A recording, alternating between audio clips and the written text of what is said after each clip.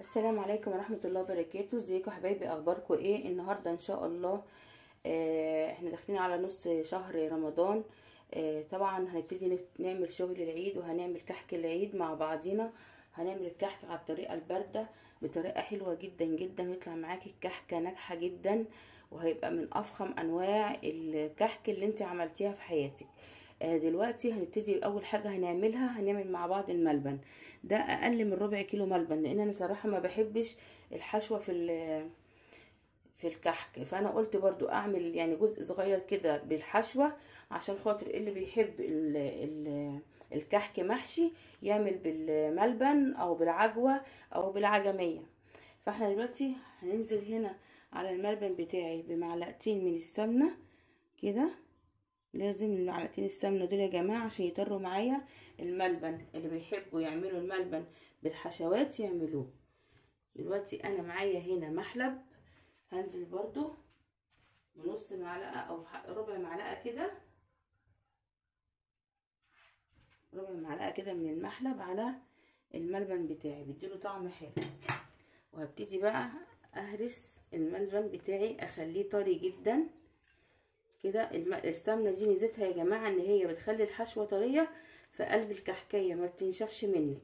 وبرده هنقول على خطوات التسويه للكحك اللي محشي عجوه، محشي ملبن سوري، وعجوه برضو.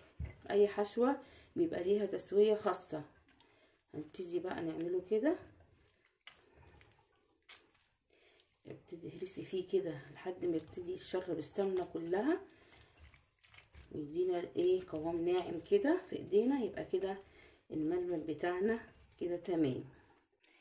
كده الملبن بتاعي شايفين بقى عامل ازاي؟ كده تمام كده. معايا الملبن اتعجن كويس. هبتدي بقى نقطعه الاول ونركنه على جنب كده. لازم واحنا بنشتغل ننظم شغلنا يا جماعه، عشان ما تبقيش يعني مرتبكه تعملي ايه قبل ايه. فاحنا دلوقتي عملنا الملبن، وهنبتدي برضو نقطعه ونركنه على جنب، ونبتدي بقى نعمل في الكحك. لو عندك بقى شويه مكسرات عايزه تضيفيهم على الملبن ضيفيه، ولو عندك اي نوع تاني عايزه تحطيه عين جمل، اي حاجه احشي بيها حطي على الملبن بتاعك واحشي بيها الكحكايه عادي جدا. انا دلوقتي هعملها كده اهو. ابتدي اكورها كده، اعملها كلها مقاس واحد كده، عشان ما تغلبيش نفسك وتفضلي تعملي كوره كوره. لا احنا بص هنعمل اهو، يا رب يكون الشرح واضح قدامكم. هقطع على قد ما انا هحشي الكحكايه كده اهو، ونركن هنا كده اهو كده. الطريقه دي مش هتاخد معاكي وقت نهائي خالص. اعمليها حته صغيره، ما تخليهاش كبيره برضو، عشان ما تبقاش زهره في الكحكايه من بره وانت بتعمليها. وبكده انا خلصت كميه الملبن في اقل من دقيقتين. هتعملي لو كيلو ملبن هتعمليه في 10 دقايق ومش هياخد منك وقت. كده احنا عملنا الملبن، هنركنه بقى على جنب كده، وهنبتدي نجيب العجينه ونبتدي نشوف العجينه بتاعت الكحك بتتعمل ازاي، وايه المقادير بتاعته، وايه كل التسويه المظبوطه ليه، وكل حاجه هنقولها واحنا بنعمل الكحك باذن الله. هنا انا معايا 550 جرام من السمنه. انا حاطه سمنه بلدي على سمنه عاديه، فدول 550 جرام. ده لطريقه الكحك على البارد. وان شاء الله هنعمل مع بعض طريقه الكحك على السخن او بطريقه امهاتنا، هنعمله برضو مع بعض. بس احنا دلوقتي هنعمل طريقه الكحك على البارد، لان الطريقه ديت في ناس كتير بتطلبها وبتحب تعمل بيها الكحك. بس هي يعني ليها ميزات وليها عيوب. هي ميزتها جميله ويبقى طعم الكحكايه حلو جدا جدا، بس يعني الكحك ما بيقعدش معانا فتره طويله زي ما تكون السمنه بتاعته مقدوحه، بيقعد معانا فتره اطول. هي دي بس المشكله. ودلوقتي هنا معايا 4 معالق من السكر البودره، هضيفهم على السمنه بتاعتي.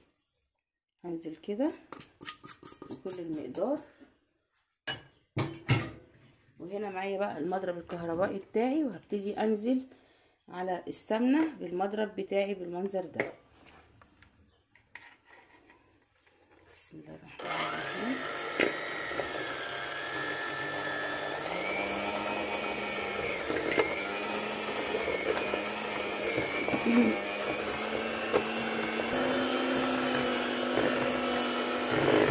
هفضل اضرب فيه حبايب قلبي لحد ما القوام بتاعه بتاع السمنه والسكر يبقوا زي الكريمه، كأني بعمل كريم شانتيه كده اهو، نفس الطريقه دي كده. شايفين؟ ولسه هضرب فيه شويه كمان، انا عايزاه هاشش وجميل عشان الكحكايه بتاعتي تبقى ناعمه وتبقى جميله واحنا بناكلها كده تدوب في بقنا دوب. فانا هضرب فيه شويه كمان وهرجع لكم. بصوا يا جماعه، انا معايا هنا دقيق ابيض عالي الجوده السنابل متعدد الاغراض استخراج 72. ده احلى دقيق ممكن تعملي منه الكحك بتاعك، بيطلع تحفه وما بيشربش سمنه وبيطلع معاكي الكحكايه بتاعتك دايبه دوب. الدقيق ده ممتاز، انا بستعمله في الكحك بتاعي. وممكن تستعملي الضحى وممكن تستعملي الكوثر، بس يكون نوع فاخر ما يكونش اي نوع. يعني هتعملي كل الخطوات واهم حاجه يبقى نوع الدقيق ممتاز متعدد الاغراض استخراج 72. دلوقتي انا هنزل بقى ببقيه الدقيق. انا طبعا نخلته فالطبق كان صغير فحطيت بقيه الدقيق هنا. لازم يتنخل الدقيق كويس يا جماعه عشان تبقى الكحكايه بتاعتك مفرغه من جوه كده وحلوه. ما تعمليش الدقيق من غير ما تنخليه. دلوقتي احنا نزلنا اهو بالدقيق. في بقى اضافات هنضيفها: ربع معلقه كبيره ريحه كحك، ربع معلقه كبيره محلب،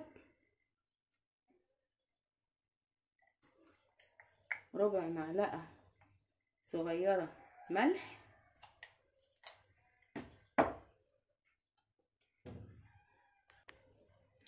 اربع معالق سمسم متحمص يكون متنقي كويس قوي يا جماعه اهو كده. انا نزلت المكونات اللي هي محلب ريحه كحك ملح سمسم.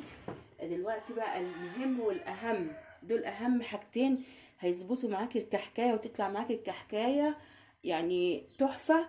لو ظبطتي اللي انا هحطه دوت على الكحكه يطلع معاكي كحكك مظبوط جدا، اللي هي الخميره والبيكنج باودر. تعالوا بقى نشوف نسبه ان احنا نحط قد ايه على الكيلو الدقيق.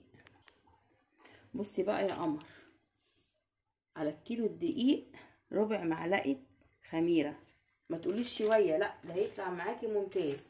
وربع معلقه بيكنج باودر اهو.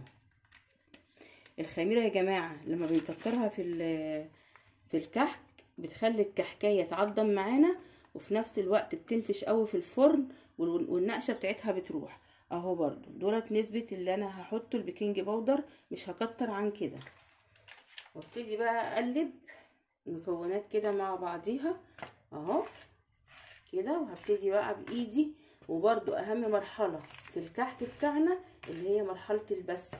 عايزه بقى على قد ما ربنا يقدرك بسي في الكحكايه. كل ما تبسي في الكحكايه هتطلع معاكي تحفه وناعمه وجميله وهتدوب في بقك دوب. ما بسيتيش كويس الكحكايه بتاعتك مش هتطلع مظبوطه ومش هتطلع معاكي ناعمه. ده اهم حاجه. يعني بصوا الخطوات كلها احنا عملناها مع بعضينا اهو، والخطوات وقلت لكم على المقادير اللي هنحطها المظبوطه. برضو عشان تظبطي الكحكايه بتاعتك لازم تفضلي تبسي في الكحكايه لحد انا عايزه السمنه دي كاني ميه في ايدي كده، مش مثلا بسيتين كده وخلاص، لا يعني 10 دقايق مثلا ربع ساعه زي ما انت بقى ايه ربنا يقدرك تبسي كده في الكحكايه بتاعتك. بصوا انا لسه بعمل فيه وتحسي ان هي ناشفه، لا انا مش عايزه بقى كده، انا عايزه بقى هفضل ابس فيه وهوريكم اخر مرحله البس وصلت لحد فين. طبعا السمنه لسه ساقعه والدقيق والكلام ده طبعا مع سخونيه ايديا هتبتدي تطرى السمنه وهتديني القوام اللي انا عايزاه اللي انا بقول لكم عليه ده. هبس بقى بالطريقه دي. ده اللي بس بقى بالطريقه دي. خدي بقى الدقيق حبه حبه كده وبسي بصي اقعدي بسي كده ولا يهم. اهم حاجه الكحكايه تطلع معانا مظبوطه وتمام.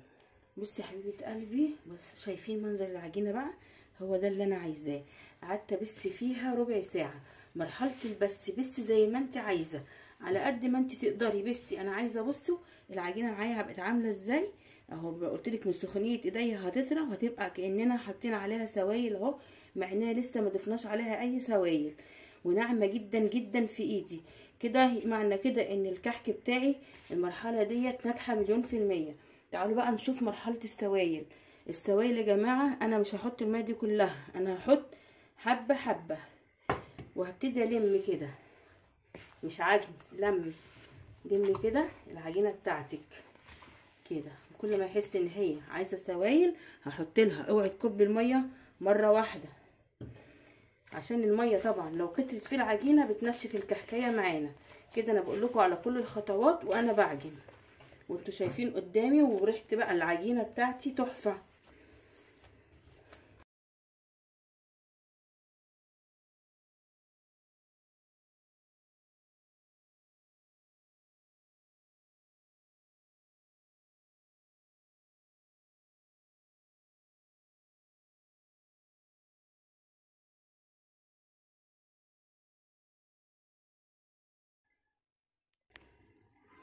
بصي حبيبه قلبي العجينه معاكي، بصي لما تيجي تقطعيها هي ما بتمطش. عارفه لو مطت زي الاستيك كده اعرفي ان كده العجينه بتاعتك فشلت، وهتبقى معاكي معضمه وناشفه. واحنا طبعا ما عجناش كتير عشان العجين ما يعملش عرق، والكحكايه بتاعتي برضو تطلع ناشفه. بصوا بقى هنعمل اختبار هنا، هنتكه كده على الكحكايه ما شققتش اهو كده، تبقى الكحكايه بتاعتي تمام، وهنبتدي نشتغل فيها. بس انا هريحها 5 دقايق وهشغل الفرن واحضر حاجتي، ونيجي بقى نشوف هنعمل مع الكحك ايه. اهو اغطيه برضو بكيس كده واسيبه يستريح شويه ونبتدي نشتغل فيه 10 دقايق بالظبط. طبعا انا هشغل الفرن بتاعي على 190 او 200. لو الفرن بتاعك حامي قوي شغليه على 190 عشان الكحكايه تستوي من جوه ومن بره وتستوي على مهلها. فدلوقتي انا هريح العجينه وهروح اشغل الفرن ونبتدي نشتغل مع بعض. دلوقتي حبايب قلبي نبتدي بقى نشتغل في العجينه بتاعتنا. هناخد على قد، بصي هي تبقى مفروله معاكي شويه كده عشان احنا عاملينه ناعم، مش هتبقى يعني ايه العجينه سايله معاكي. اما تحسي ان العجينه مشققه كده معاكي شويه امسكيها اعمليها كده، طريها في ايدك كده وبرومي كده فيها. بصي اهو هنفتح كده ونبتدي نحط الحشوه بتاعتي فيها كده، وهبتدي ايه الم عليها كده اهو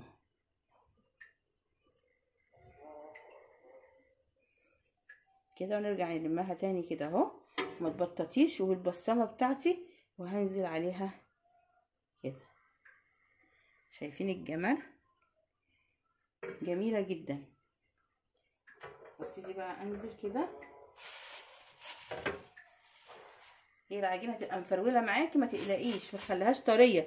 لو كانت طريه بقى وبتطلع معاكي بسهوله كده وتيجي تعمليها هتروح بقى ايه لازقه منك في قلب البصامه، اعرفي ان الكحك بتاعك كده هيطلع مش كويس. لو هي مشققه معاكي بسيط كده اعرفي ان الكحك بتاعك لو انت عايزه تديله نسبه سوائل بسيطه اديله. بس انا بحبها كده بتبقى ناعمه قوي. لو انت بصي التشقيقه البسيطه ديت انا عايزاها. لو انت عايزه التشقيقه ديت ما تبقاش موجوده حطي نقطه سوائل بسيطه جدا ولفي بيها العجينه، وبعد كده ابتدي احشي واشتغلي بالعجينه بتاعتك. اهو انا بحب الكحكايه دايبه عشان كده انا مش هزود سوائل. انت بقى بتحبي الكحكايه بتاعتك ماسكه نفسها شويه كده ضيفي شويه سوائل كمان. انا كده بالنسبه لي الكحكايه طالعه 10/10 اهي. شايفين البصمه ما بتمسكش فيها ولا حاجه، لو شدت في البصمه كده اعرفي ان الكحكه فاشله. اهو شايفين الجمال اهو، شايفين النقشه عامله ازاي؟ وكده حجم الكحكايه بتاعي جميل جدا. حاولي تخلي كل الكحك بتاعك قد بعضه. طبعا انا مشغله الفرن على 180 درجه او على 200 زي ما انت عايزه. يعني انا الفرن بتاعي عشان حامي مخليه 180. لو انت الفرن بتاعك مش حامي قوي خليه على 200. وتبتدي بقى تحشي الكحك بتاعك زي ما انا بعمل كده. طبعا الكحك المحشي كله في صينيه واحده، لان المحشي بياخد سوا غير الكحك اللي مش محشي. يعني عشان احنا برضو ما ندخلوش على مع اللي هو مش محشي هيطلع الملبن بتاعك ناشف، لان ده بياخد وقت. اللي مش محشي بياخد وقت في التسويه عن المحشي. اهي شايفين الجمال؟ تحفه اهي الكحكايه اهي تحفه. هكمل بقى بقيه الكميه وارجع لك يا قمر. ايه رأيك بقى يا قمر؟ شايفين النقشة واضحة ازاي؟ نقشة جميلة جدا. ها، وهدخله بقى الفرن. زي ما هدخلها الفرن هتطلع الكحكايه بنفس حجمها، ولا منفوشه ولا سايحه ولا النقشه رايحه منها خالص. هدخله الفرن ونطلع نشوف بقى الكحك بتاعنا مع بعضينا طلع عامل ازاي. وكده حبايب قلبي خلصنا الكحك بتاعنا. ودلوقتي بقى هوريكم نعوميه الكحك وجمال الكحك. بصوا بقى، لا تقول لي عد ولا اتوال، كحك عزة عدى الكلام. تحفة تحفة تحفة. الكحك خطير جدا يا جماعة. شايفين الكحكاية؟ شايفين النقشة اهي زي ما هي اهي، ما اتمسحتش ولا حاجة. ودي برضه اهو، شايفين كحكة من فوق ومن تحت مستوية وتسويتها جميلة جدا، وفي نفس الوقت ماسكة نفسها مش دايبة خالص. يعني ايه في نفس الوقت؟ يعني انا قصدي ان هي ناعمة وماسكة نفسها. هوريكم دلوقتي برضو الملبن. دي برضو محشية ملبن اهي. شايفين الجمال؟ شايفين يا حبايب قلبي الكحكاية عاملة ازاي من جوه، مفرغة من جوه. وشايفين الدوبان بقى بتاع الكحكاية؟ شايفين كحكاية مش مستحملة، وفي نفس الوقت بمسكها واعرف اعدلها واعرف احطها واعرف اشيلها، مش هتتكسر منك وانت بتشيليها. شايفين بقى الجمال؟ تحفة. والريحة بتاعته خطيرة. اعملي بقى بنفس الطريقة اللي انا وريتها لك. هنسكر منه شوية بقى ونشوف بقى كحك العيد. وكل سنة وانتم طيبين. قلبي وانا بنقل الكحك اهو، بصي ماسك نفسه وجميل ودايب زي ما وريتك كده. برضو دي واحده اهيت من اللي هو اللي من غير حشو. شايفين بتدوب في ايديا ازاي؟ معنى كده والله العظيم طعمه روعه وريحته خطيره قلب الشقه. اعملي كحكك في البيت وفرحي عيالك ووفري فلوسك. هتعملي احلى كحك في البيت، ما تقلقيش هتطلعيه جميل جدا. والله احلى من الجاهز. مش عشان انا اللي عاملاه في البيت بس، والله جاهز يعني مش زي ده. انا من ريحته وحلاوته عماله اكل فيه، مش عارفه اعمل ايه في نفسي، يعني عماله كل شويه اكل فيه. يعني هرص واحده باكل واحده من جماله. والله جميل جدا. شايفين المنظر؟ شايفين؟ تحفه تحفه حبيبه قلبي، جربيه مش هتندمي. هتعملي احلى كحك في البيت. بصوا في نفس الوقت مبسطن في ايدي، معنى كده ان هو ناعم وفي نفس الوقت ماسك نفسه جميل جدا جدا جدا. انا بقى نسكره كده مع بعض. لسه في صينيه تانية هحطها ونجيب بقى نسكر مع بعضنا الكحك كله. يلا بقى، كل سنه وانتم طيبين يا حبايب قلبي. الكحك اهو بعد ما سكرناه شكله تحفه وطعمه جميل جدا جدا جدا. اعتمدي على الله وهاتي حاجتك واعملي حاجتك في البيت. وفري وفرحي اولادك واملي ريحه بيتك كده خير وفرحه. وطول ما انتوا بتعملوا الكحك تغنوا وتهيصوا وتقولوا يا كحك العيد يا بسكويت. وفرحوا بقى اولادكم كده. وكل سنه وانتم طيبين يا حبايب قلبي. وتستنوني في فيديو جديد. لسه هنكمل سلسله. النهارده انا عملت لكم الكحك بالطريقه على البارد، ولسه هنعمله بالطريقه على السخن، ولسه هنعمل البسكوت والبيتي فور والقراقيش وكل الحاجات دي هنعملها مع بعضينا. استنوني في فيديوهات جديده. ومتنسونيش بقى لو الكحك بتاعي عجبكم ودخل دماغكم في الاشتراك في القناه وتفعيل زر الجرس ولايكات كتير كتير كتير. مستنياكم يا حبايب قلبي تفرحوني. وكل سنه وانتم طيبين.